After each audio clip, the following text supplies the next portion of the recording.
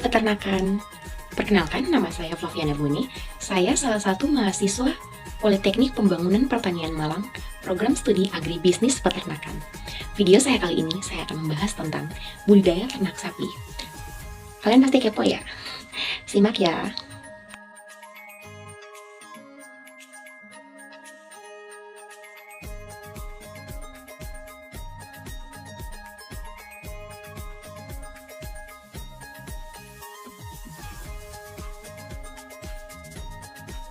Pembahasan kita yakni budidaya sapi potong atau biasa dikenal dengan BOS SP. Yang pertama itu sejarah singkat. Untuk sapi yang ada saat ini atau yang berkembang saat ini berasal dari Homo condentidae yang dijumpai pada babak Paleogen. Jenis-jenis primitifnya ditemukan pada babak Pliocene di India. Sapi Bali yang banyak dijadikan komoditi daging atau sapi potong pada awalnya dikembangkan di Bali dan kemudian menyebar di beberapa wilayah seperti NTB atau Nusa Tenggara Barat dan Sulawesi. Yakni yang kedua, sentra perikanan. Sapi Bali, sapi ongol, sapi PO atau peranakan ongol, dan sapi Madura banyak terdapat di wilayah Nusa Tenggara Barat atau NTB, Sulawesi. Sapi jenis Aberdeen Angus banyak terdapat di Skotlandia. Sapi Simmental banyak terdapat di Swiss. Sapi Brahman berasal dari India dan banyak dikembangkan di Amerika.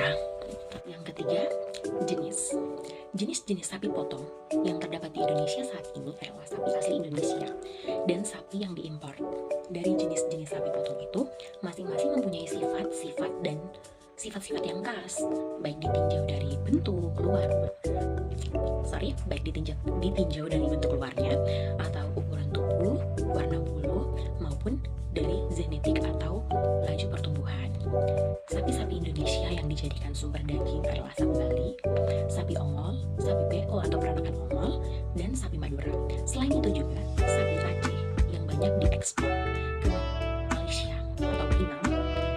Dari populasi sapi yang ada, yang penyebarannya dianggap merata masing-masing adalah sapi Bali, sapi PO, Madura, dan Brahman. Adapun sapi-sapi yang lain, nanti saya akan menunjukkan video terkait sapi Simmental, sapi Brahman, sapi Anu. Berikut sapi Bali. Berat badan mencapai 300 sampai 400 kg dan presentasi karkasnya yakni 56,9%. Sapi Aberdeen Angus atau yang dikenal dengan yang berasal dari Skotlandia, bulunya berwarna hitam, tidak bertanduk, bentuk tubuh rata seperti papan, dan dagingnya padat. Berat badan umur 1,5 tahun dapat mencapai 650 gram, sehingga lebih cocok untuk dipelihara sebagai sapi potong. Sapi Simmental atau berasal dari Swiss bertanduk kecil, bulu berwarna coklat muda atau kekuningan. Mungkin nanti akan videonya saya tunjukkan di mana sapi itu ada. Lalu pada bagian muka, lutut ke bawah, dan jenis gelambir ujung ekor berwarna putih. Sapi Brahman berasal dari India, banyak dikembangkan di Amerika. Presentasi karkas 45% lebih sedikit dibandingkan dengan sapi Bali yang dimana tadi adalah 56,9%. Keistimewaan sapi ini tidak terlalu selektif terhadap pakan yang diberikan. Ya, sapi Brahman tidak terlalu pemilih untuk pakan yang diberikan, beda dengan sapi-sapi yang lain yang biasa dikenal kalau sudah menyukai pakan itu cenderung untuk tidak menyukai pakan yang lain. Untuk itu, untuk penaikan berat badannya sendiri itu butuh tindakan yang ekstra seperti pemberian jamu atau obat-obat herbal lainnya. Setelah itu, jenis pakan atau rumput dan pakan tambahan apapun akan dimakan oleh sapi Brahman, termasuk pakan yang jelek sekalipun. Di dunia peternakan atau dunia peternak itu mempunyai beberapa jenis atau grade dalam pemilihan pakan, di mana ada grade A, B, dan C. Mungkin itu dari pakannya, ada yang kurang, ada yang bagus sekali. Nah, itu kembali lagi kepada income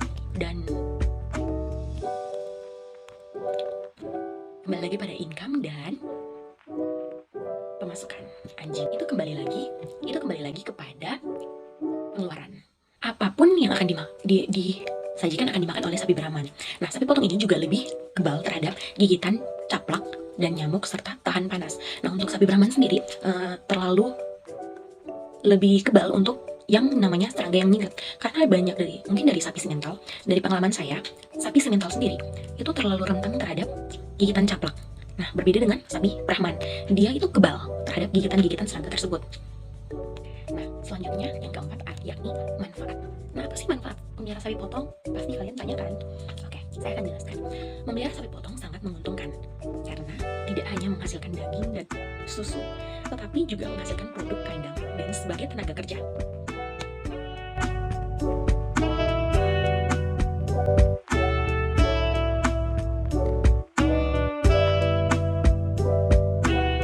Kita bisa membuka peluang kerja.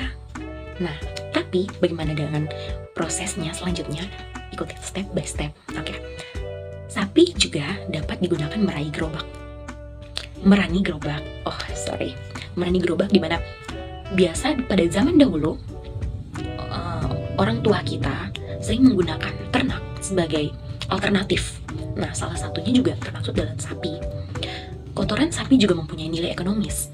Nah, kotoran sapi sendiri itu karena termasuk dari pupuk organik yang dibutuhkan oleh semua jenis tumbuhan.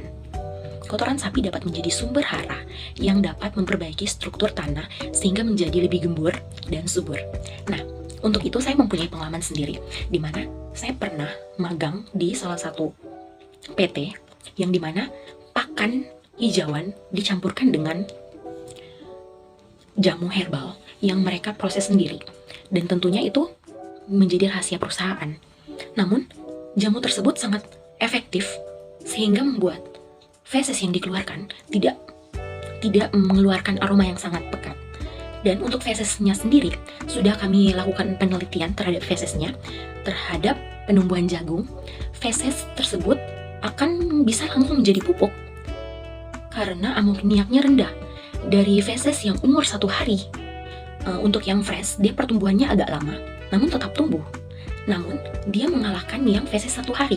Feses 1 hari sampai 5 hari, kami melakukan uji percobaan, di mana feses tersebut bisa langsung menjadi pupuk yang baik untuk penumbuhan bibit jagung yang sudah kami lakukan penelitian. Nanti akan saya tampilkan.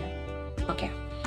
Setelah itu, semua organ tubuh sapi dapat dimanfaatkan, antara lain yang pertama, kulit sebagai bahan industri, tas, sepatu, ikat pinggang, topi, jaket. Yang kedua, tulang dapat diolah menjadi bahan-bahan perekat atau lem, tepung tulang, dan garang kerajinan. Yang ketiga, tanduk. Nah, tanduk sendiri digunakan sebagai bahan kerajinan seperti sisir, hiasan dinding, dan masih banyak lagi manfaat dari kepentingan sapi.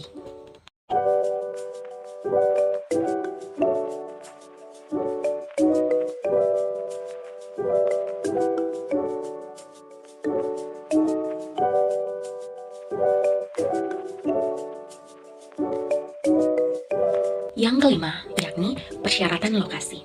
Lokasi yang ideal untuk membangun kandang adalah daerah yang letaknya jauh dari pemukiman. Letaknya harus jauh dari pemukiman penduduk, tetapi mudah dicapai oleh kendaraan. Kandang harus terpisah dari rumah tinggal dengan jarak minimal 10 meter. Dan sinar matahari harus dapat menembus peralatan kandang, serta dekat dengan lahan pertanian. Pembuatannya dapat dilakukan secara berkelompok di tengah sawah atau di ladang.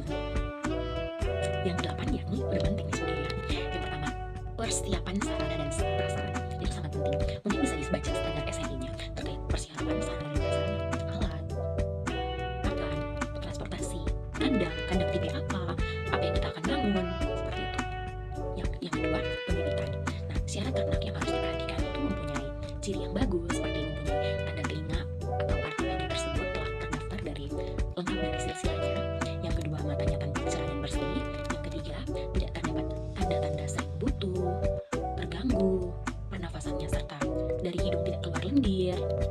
Yang keempat, kukunya tidak terasa panas bila diraba. Yang kelima, tidak terlihat adanya eksternal parasit dari kulit dan bulunya. Yang keenam, tidak terdapat adanya tanda-tanda mencret pada bagian ekor dan dubur. Yang ketujuh, tidak ada tanda-tandanya kerusakan kulit atau kerontokan bulu. Itu bisa diraba atau biasa disebut palpasi. Nah, yang kedelapan, pusatnya bersih dan kering. Bila masih lunak dan tidak berbulu, menandakan bahwa bebek masih berumur kurang lebih 2 hari. Untuk menghasilkan daging, pilihlah tipe sapi yang cocok, yaitu sapi jenis Bali, sapi Brahman, sapi PO, dan sapi yang cocok serta banyak dijumpai di daerah setempat. Ciri-ciri sapi potong tipe daging adalah sebagai berikut. Yang pertama, tubuh dalam besar, berbentuk persegi, 4 atau 2. Yang kedua, kualitas dagingnya maksimum dan mudah dipasarkan. Yang ketiga, laju pertumbuhannya relatif cepat. Dan yang terakhir, efisiensi bahannya tinggi. Yang ketiga, pemeliharaan. Pemeliharaan sapi potong mencakup penyediaan pakan ransum dan pengolahan kandang. Fungsi dalam pemeliharaan sapi yaitu melindungi sapi dari hujan dan panas matahari, mempermudah peralatan dan pemantauan, dan yang terakhir itu menjaga keamanan dan kesehatan hewan hewannya. Adapun cara yang biasa dilakukan yakni sanitasi dan tindakan preventif, yang dimana intens merawat dan mengawasi pemeliharaan secara intensif. Yang kedua, pemberian pakan yang rutin sesuai waktu pagi, siang, sore, dan maupun ada yang malam. Itu tergantung dari kandang masing-masing. Namun lebih efisien itu di pagi, siang itu istirahat, ya comboran lah, dan malam. Ketiga, pemeliharaan kandang. Nah, pemeliharaan kandang sendiri itu biasanya dilakukan dari memandikan sapi, membersihkan air minum. Air minum harus bersih setiap hari, karena sapi itu sensitif yang namanya kembung. Penyakit kembung, salah penanganan, sapi mati atau yang mati. Nah, next, untuk hama dan penyakit pada sapi. Penyakit pada sapi banyak. Antraks, PMK, SE atau septicemia epizootica, kuku busuk atau foot rot. Nah, itu adalah penyakit-penyakit yang ditularkan, bisa menular dan dikontaminasi oleh udara dan hewan, serta kita sendiri sebagai pekerja kandang. Nah, untuk itu ada pengendaliannya.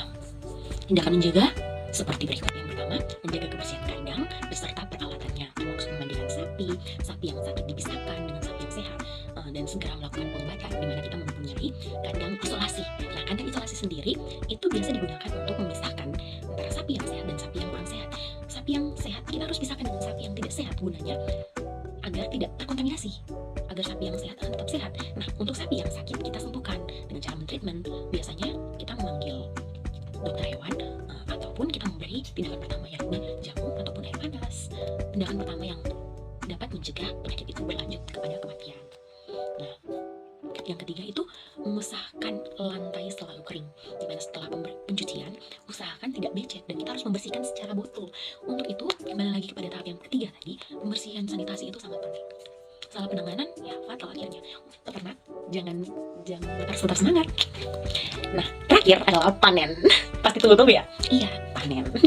Panen dimana dilakukan biasanya 3-4 bulan untuk pengemukan. Nah, untuk bibit sendiri juga sama 3-4 bulan. Nah, itu semuanya itu melalui proses yang tadi sudah saya jelaskan, bahwasanya dari sanitasi, pemberian pakan itu wajib dilihat semuanya, harus spesifik dan harus baik tindakannya, harus baik ya. Oke.